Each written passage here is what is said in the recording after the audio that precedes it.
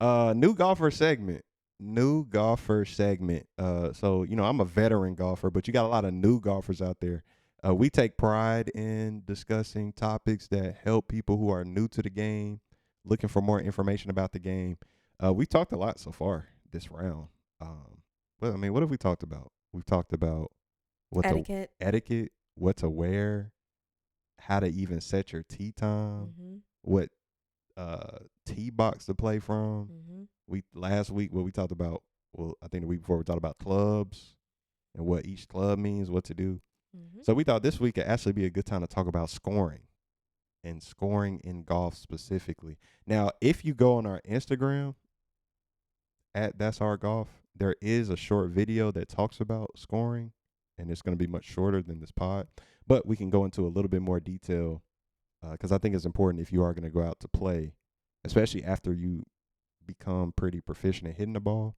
You're going to want to know, like, okay, how do I keep my score? How do I keep my score?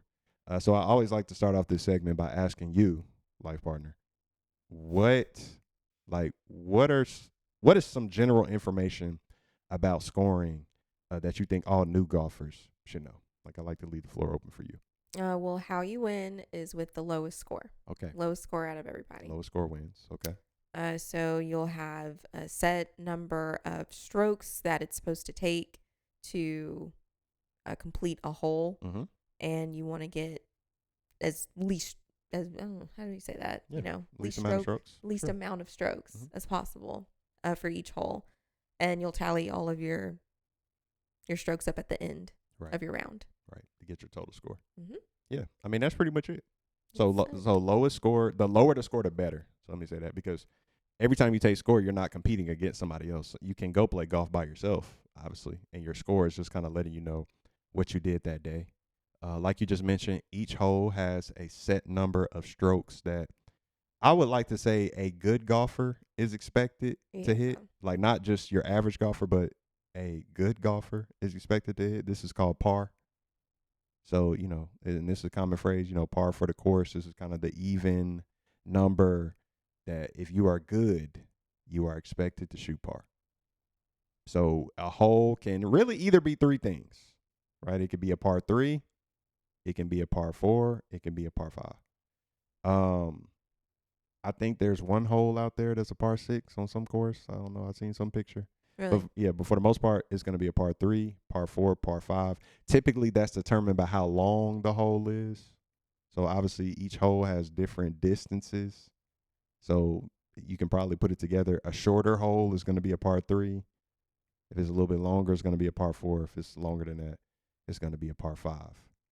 Your goal is always to hit that par number. So if it's a par three, I want to put it in the hole in 3 strokes. If it's a par four, obviously 4 strokes. If it's par five, 5 strokes. Now, if you actually hit that number, what's that called? A par? That's correct. That's Like, correct. is this a trick question? No, it was not. Oh, It was okay, not a yeah. trick. I'm testing your knowledge. A par. Now, what if I hit it below that number? So it's a par four, but let's say I hit it in 3. You get a birdie. So, we talk about birdies. We love birdies. You can see me birdie. 05. Mm. 9 holes for AC and Britt. I got a lot of those. Got a few this past weekend, too.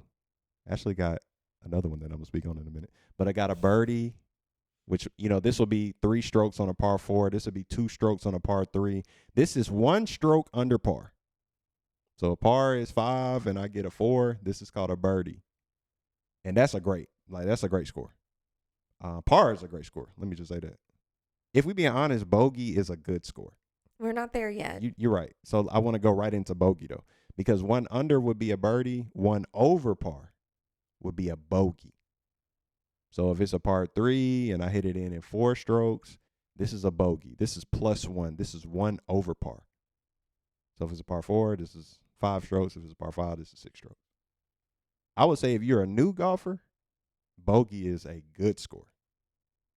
Definitely a good score. It's great. I bogeyed a couple holes. You did bogey. You bogeyed back-to-back holes. Gang, gang. And I think that's really good if you're new. So we talked about 1 over par. Now 2 over par. So this is if it's a par 3. Let's say, it took me 5 strokes. Not great. This is a double bogey. I did a bunch of those too. Double bogey. I double bogey all the time. So double bogey, and then it kind of gets easier from there. Triple bogey for 3 over par. 4 over par would be a quadruple bogey. Typically, when you get into the 5 over par, people just start saying 5 over par. Like, of course, there are terms for it, but people just start saying, "Hey, I got 5 over par," or you just start saying the number. Like, would you get in that hole? A 8. I got a 9. Something like that. Those are not good. Those are not good. My rule of thumb, if you are brand new to golf and once you pass triple bogey, so like if it's a par 4 and you just hit your 7th shot and you ain't in the hole, I'm going to say pick up. If you with me, I'm going to tell you pick up if you're new. Obviously if we're competing or we got money on the line, I would never tell you pick up. You are going to finish this hole at all costs. But yeah. So double, I would say if you're new, double should be your goal. Like you should be trying to double bogey each hole until you start doubling a lot. Then obviously your new goal is bogey and you can start moving forward. But probably gonna be a lot of triples, a lot of quads as you first start, because you got work to do. You got work to do. Okay, so those are the bad scores. Now, of course, we talked about a birdie. This is 1 under par. If you go 2 under par, this is called a eagle. This is called an eagle. This is called an eagle. So eagles are awesome. I only have 3 eagles in my career. 3 eagles. I just got my 3rd one at the 2024 Chat Classic on hole number 1, where I secured my 11th major. Yeah, that can, set the tone for the tournament. On Saturday or Sunday? On Saturday. When it's the first hole of the freaking tournament and you eagle it 20 feet, eagle putt, it's like, you kind of know what people are in store for. Yeah, actually, I'm going to throw it. Here's a video of it right here. Here's a video of it right here. And here's my little fist pump. Actually, it wasn't a fist pump. It was like a hand raised. It was like a finger up before the ball even dropped. Because Brittany hadn't even seen it yet. Before the ball even dropped, I said, yes, put it in the hole. Oh, my God. I am obnoxious. I don't know if y'all know. But 2 under par, this will be an eagle. So on a par 4, this will be getting it in 2 strokes. On a par 5, probably the most common par for people to get eagles is a par 5. Hitting it on the green in 2 strokes and then making a putt. And then actually, obviously a hole in 1, I don't have to tell you what this is. This is a par 3, sometimes par 4, where you hit the ball from the tee box into the hole in 1 stroke. For a par 3, this is technically an eagle. So a hole in 1 is an eagle on a par 3. But if you are 3 under par, so this will be if you somehow made a hole in 1 on a par 4, which can happen. Or you hit it in 2 on a par 5. This is called a albatross. Not common. Most people will never. I think an albatross is actually more rare than a hole in 1. Like it's just not common at all. And this sometimes I've heard it called a double eagle. I've heard that, but I think albatross is the official term. I've never heard that. Yeah. So those are the different type of scores you can get. I don't think a hole in 1 on a par 5 exists. If there is a name for that, never heard of it because that's crazy. Yeah, that's not even like feasible. Like that's crazy. I guess possible, but just how's that possible? If you playing from the front tee on a short par 5 or something, like maybe. But so essentially after each hole you'll count it up, right, and you'll add all your scores, and eventually you will get a particular score. Typically, most golf courses on an 18-hole golf course has a par 72. So that means if you parred every hole, you would shoot a 72. So, you'll add up your score compared to that par. And that's how many you shot over or under. So, for example, if it's a par 72, I shoot a 80. That means I shot 8 over 72 or a plus 8. Or if I shot a 66, that would be a 6 under. Because I 6 under the 72 par, and so on and so forth. Go ahead. Well, there are courses that have different pars. That's correct. So yeah. Not everyone is 72. Yeah. So most are 72, but there are some 71s. There are some 73s. There are definitely a lot of 70s. And I've played on a par 67 course. Typically not as nice a course when they're much shorter. But 72 most common.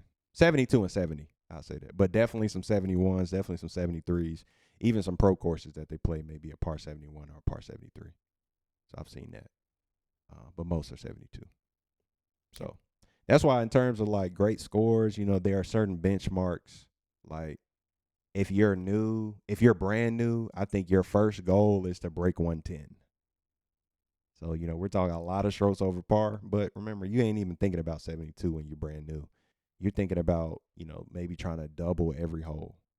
If it's a par 72 and you double every hole, that's a 108. Is that correct? Yeah, that's a 10. So 72 plus 36, that's a 108. So if you could shoot 108 or better, okay, you working with something. That's why I encourage people. Sometimes people be like, "Yo, Alice, I'm not that great, man. I'm shooting like around 100." I'm like, dude, you shooting around 100, you not bad. You probably an average golfer. Like 100 is like what I see a lot of people shoot. I mean, I shoot 100 every once in a while. I shoot 100. I shoot over 100 if I have a bad day. But 100 is like perfectly fine. So if you out there shooting 100, that's fine. Now, obviously, you may have aspirations to go lower, and you want to break 100. Now, once you're shooting in the 90s, I would say I would say you're good. Like if you can shoot in the 90s consistently, I would say you're a good golfer. All 90s, not like under 95. 97, I'm good. I would say if you can, once again, I'm going to just repeat that. If you shoot in the 90s, now if you just shoot a bunch of 97s, 98s, obviously you're not as good as somebody shooting 92s, 93s, but you're still good. You're still good. Once you start shooting in the 80s, I would say you're really good. So you think you're really good? Absolutely. I'm an 11-time major winner. You can't be an 11-time major winner. Guys, that's my bad. I set that up. Come on, man. Like, I did it. Trying to move past this, but you keep disrespecting me.